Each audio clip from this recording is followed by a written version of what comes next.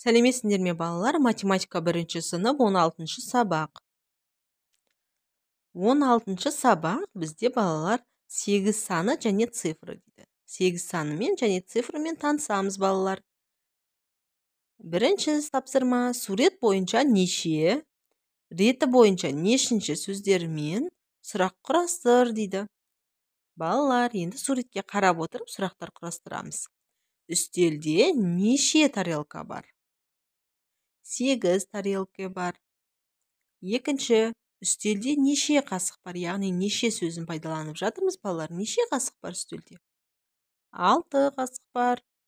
Үстелде неше стакан бар? 7 стакан бар.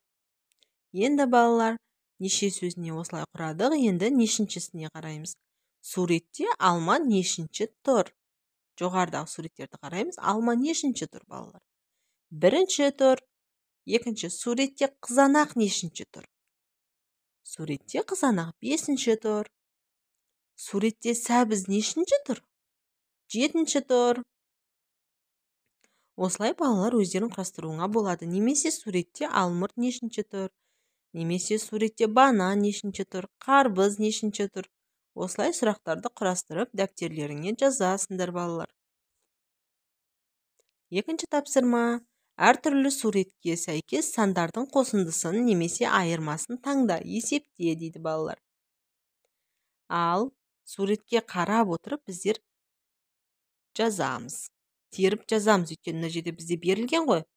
Есептер, соларды теріп жазамыз. Бірінші суретке байланысты бізге балалар 3 көк түсті стақан және 5 жасыл түсті стақан көрсетілген. Яғни 5 қосылған 3 тең болады 8, яғни барлығы 8-ді құрайды.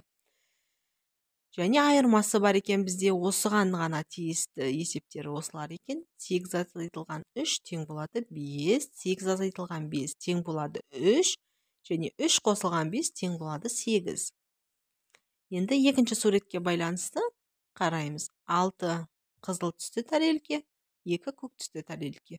Яғни 2 қосылған 6 тең болады 8. Және 8 азайтылған 2 тең 6 тең болады 2. 8 азайтылған 2 көк түсті тарелке тең болады 6 қызыл түсті тарелке. Немесе 6 қызыл түсті тарелкеге қосамыз 2 көк түсті тарелкені, барлығы 8 тарелка болады.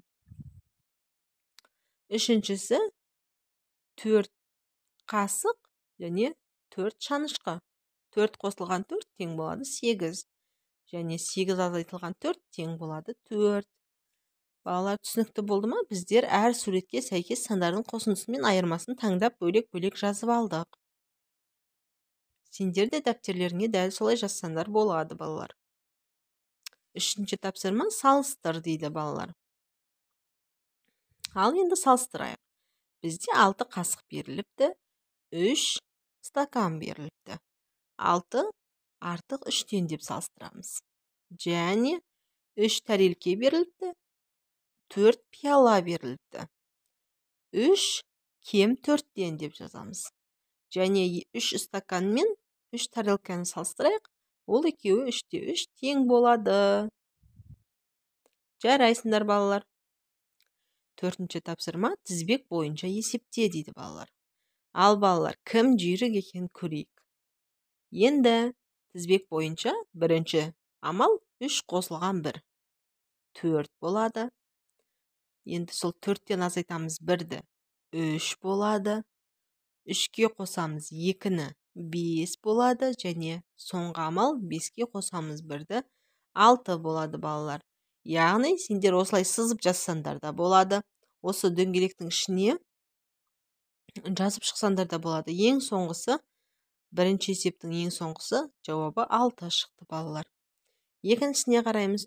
Бірінші амал 4 азайтылған 1 3 болады. 3-тен және 1-ді азайтамыз 2 болады. 2-ге 2-ні қосамыз 4 болады.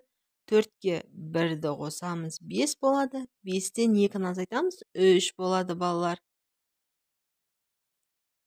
Яғни сонда соңғысы бізде бұның жауабы 3 болады екен балалар. Сендерге түсінікті болды ма бүгінгі сабақ? Сабақ түсінікті болса, комментарий жазып, лайк басып, каналға тіркелуді ұмытпаңдар. Сау болыңдар балалар.